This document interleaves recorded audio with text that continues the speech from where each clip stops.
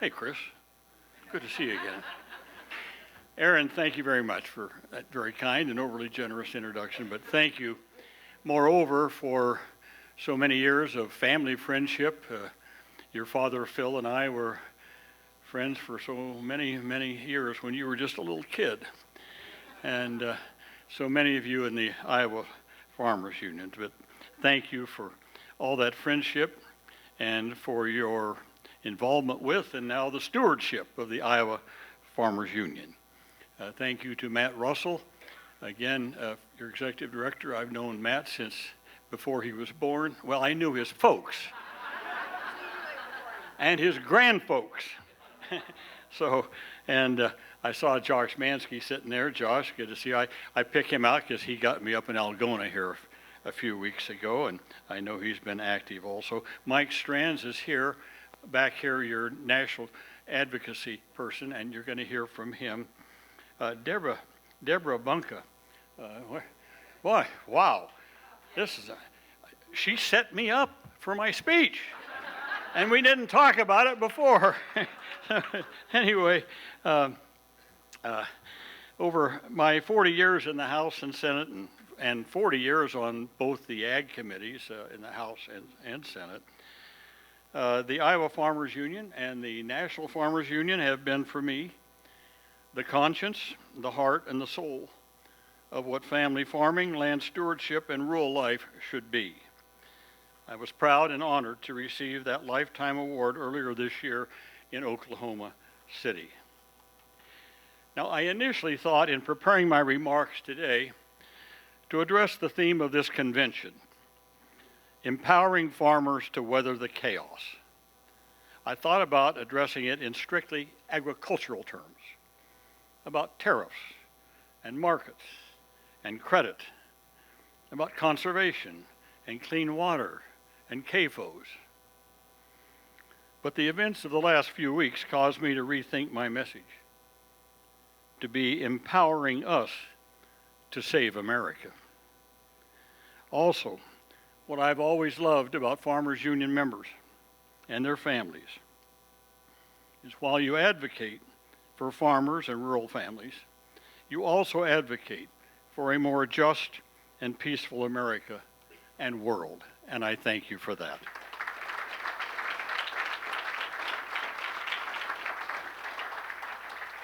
Ruth and I just finished watching the 6-part series, Ken Burns on PBS, about the Revolutionary War. If you haven't seen it, I really recommend it highly. Out of our history as a set of colonies and a bloody and ruthless revolution fought by ordinary people, landless whites and black Americans, mostly uneducated, Americans defeated the most powerful nation on the globe at the time and drafted a constitution and a Bill of Rights to guide us through the ages. The checks and balances so drafted were meant to ensure that no president could have the kind of sole power as King George, a monarch or a king. The Congress and Supreme Court was supposed to check any move in that direction. Now we have a president who flagrantly abuses us with his personal whims on an almost daily basis. He does not respect constitutional boundaries, does not respect any rule of law except how he personally perceives it to be. My friends, I am not overstating it to say we are at our most perilous time in saving our Constitution, in saving American democracy, in securing for future generations the blessings of liberty and opportunity and personal freedoms since the adoption of our Constitution in 1788. Well, you might say, well, what about the Civil War? Weren't we in danger then of losing it? Well, yes, we were. But I think we're in more danger now. Why? Because at the time of the Civil War, we were blessed with the leadership of Abraham Lincoln, whose moral compass pointed him to issue the Emancipation Proclamation and to fulfill the promise of the Declaration of Independence that all Americans are equal. Abraham Lincoln made America a nation that would always strive to be more inclusive and democratic. So contrast Lincoln and Trump. Lincoln, with malice towards none, with charity towards all. Trump, with malice towards my opponents, and with charity towards none. Trump is the classic bully. He is making a mockery of any sense of civility and respect for those he would disagree with. Somali people are garbage. Press people who ask tough questions are stupid or piggy. I wonder what we'd call Doug Burns. Where's Doug? Opponents are, quote, guilty as hell, and instructs his hand-picked prosecutors to indict them without any evidence. Trump orders the killing of drug runners, those at the lowest level of drug smuggling, but pardons the former president of Honduras, who sat at the top of the drug smuggling empire and raked in hundreds of millions of dollars, and was convicted by a jury in New York and sentenced to 45 years in prison. He gets pardoned. By the way, if you want to know what's really behind all of that, look up Prospera, Honduras. Just look it up. Prospera, Prospera, Honduras. Google it, look it up in your Safari or whatever you use. Go back and read the New York Times article of last year about this, and it will tell you why this guy was pardoned by Trump. Need I give you a hint that it has to do with money? Trump's pardons favor the rich, his supporters, and those convicted of financial crimes, as though these were victimless crimes and of no importance. Trump and his team of dedicated modern-day Nazis and fascists are transforming America from a caring, inclusive, diverse, and respected nation, moving America from, yes, even Ronald Reagan's shining city on a hill, moving us to a mean, loathsome bully on the top of the heap. His most ardent supporters, podcasters, and social media friends use violent, degrading language to make their points of argument. Megyn Kelly, right-wing podcaster, said, referring to the boat, one of the boats that was destroyed in the Caribbean, and there were a couple of survivors hanging on. This is what she said about that. Quote, I really do kind of not only want them killed in the water, but I'd really like to see them suffer. I would like Trump and Hegseth to make it last a long time so they lose a limb and bleed out. If only we could bring back the Roman Colosseum and the games, huh? But wait. Next year, Trump is highlighting in Washington, D.C. on our 250th anniversary, what? Cage fighting. Cage fighting. Two people in a cage, like animals. And their only goal is to see how much injury and damage they can inflict on another human being. That's going to be the sport for our 250th anniversary. The first clue that I got that this new Trump administration was going to attempt to change the very character of American society was their assault on the American movement towards more diversity, equity, and inclusion throughout American businesses, government, and education. As you heard, as one who led the fight for more inclusion of people with disabilities in all aspects of our country's life.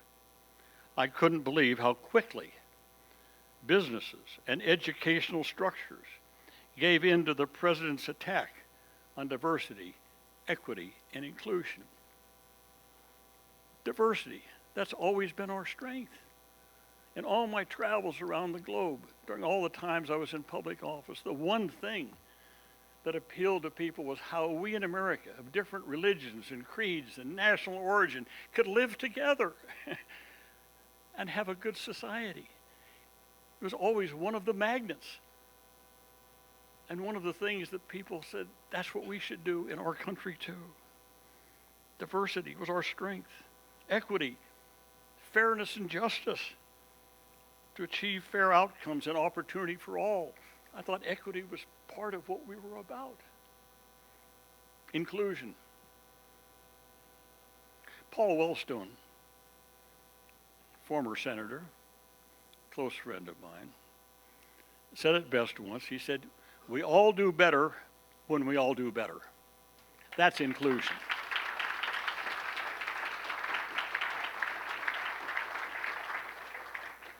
I have to add here how proud I am of the president of Drake University, who early this last spring issued a statement saying that Drake University would continue steadfastly supporting diversity, equity, and inclusion.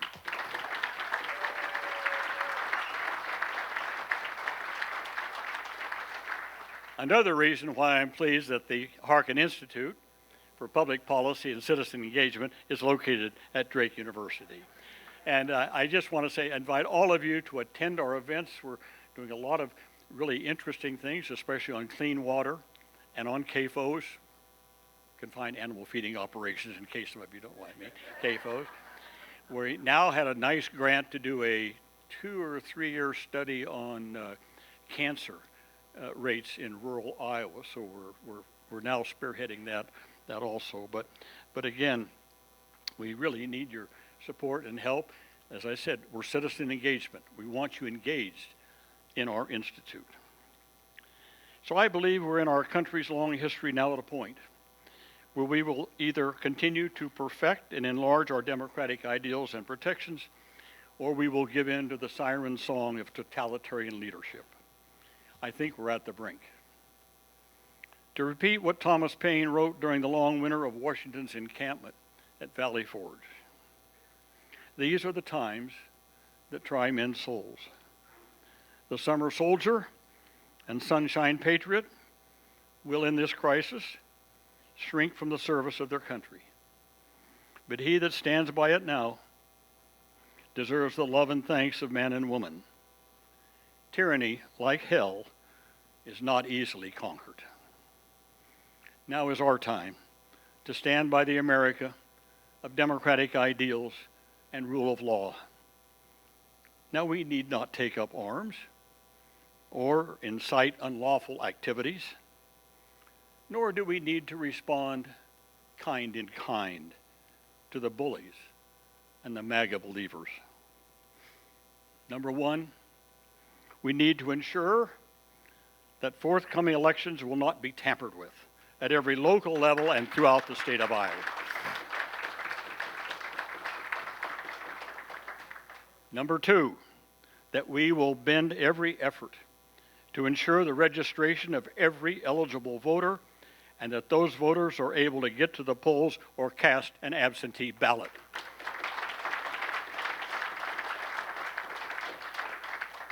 Three, we need to discuss plainly and openly about civility and decency and dignity. See the Dignity Index at dignity.us. Go to dignity.us. Tim Shriver is having a program this December 11th at 6 p.m. Eastern Time, which would encourage you to watch. We had Tim at our Harkin Institute a couple of years ago to talk about the Dignity Index. It is now gaining national prominence. We need to promote that here in Iowa. So go to dignity.us, read about it. If you're able on December 11th at actually it's 6 p.m. Central Time, 7 p.m. Eastern Time, to watch it. I think this is something I've been hoping to encourage through the Institute and at Drake University. In other words, let's elevate the discussions. Let's not get down in the gutter, but let's start pointing out not how bad people are, but how bad the speech is, what the words are, what they mean, how they inflict injury upon people. And let's see if we can't get people using better language in our discussions and in our debates. Fourth, remember that the Trump mandate is very thin. Trump received 77.3 million votes, or 49.8%. Harris received 75.02 million votes, or 48.3%. A very thin mandate. We have a claim also. Those of us of our political or philosophical beliefs in democracy and rule of law, we have almost the same claim as what Trump has on his side. So a very, very thin margin. Keep that in mind. 5, farm families and rural families are feeling the brunt of misguided and injurious trade, tax, and fiscal policies. We need to engage with our farm families and our rural citizens to discuss a better way forward along the lines of which I've just discussed.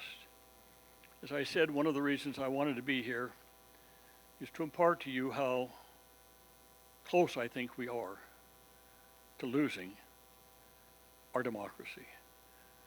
It won't happen tomorrow. It won't happen in probably my lifetime, or some of you here, but bit by bit, it will start to go downhill. And people then will turn to totalitarian type of figures to solve our problems, to take over, to tell us how to live, what to read, what to see, what to believe. That's not the America that our forefathers and those people who fought that revolution wanted us to have. We have, with all our faults, with slavery, with our involvement in nefarious foreign affairs, with our terrible involvement in Vietnam, and our terrible involvement in Iraq, and other things. Yes, we've had our bad points, but over it all, the constant striving of America has been to be better, to enlarge the concept of democratic ideals, respect for human rights, respect for those who may be different from us in religion or national origin, race, color, or creed. That's been our constant striving. We've never quite reached the ultimate goal, and maybe never will because of human nature. But sometimes it's in the striving and in setting the goals that's important. Having a goal that you believe in is really kind of what makes life important and makes life meaningful. So let's keep that as our goal.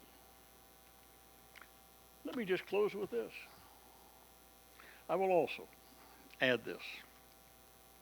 No person who is serving in the Congress or the U.S. Senate who has not raised his or her voice and vote against the unlawful, tyrannical, cruel, and bullying actions of Donald Trump should not be reelected. And that goes for Democrats as well as Republicans. Thank you very much. Thank you. Thank you.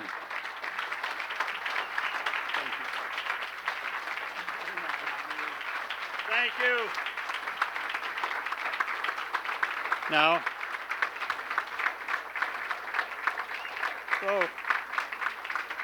so Aaron showed you the symbol for America. It's wonderful. It's a beautiful symbol. Well, this is another one, isn't it? Some of you know what that is. It's literally the letter I, L, Y, U, I love you. I love all of you. Thank you. Have a great Christmas. Happy New Year.